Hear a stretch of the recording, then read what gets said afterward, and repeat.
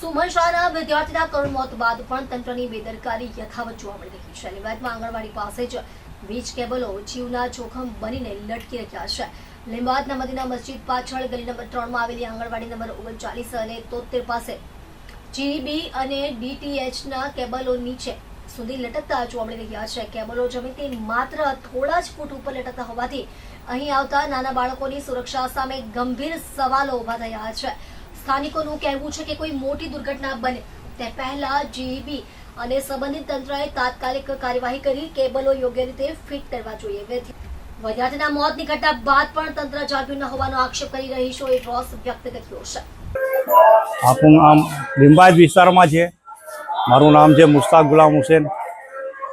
Medina મસ્જિદના પાસે રહું છું। અહીંયા એક આંગણવાડી આવી છે, તેના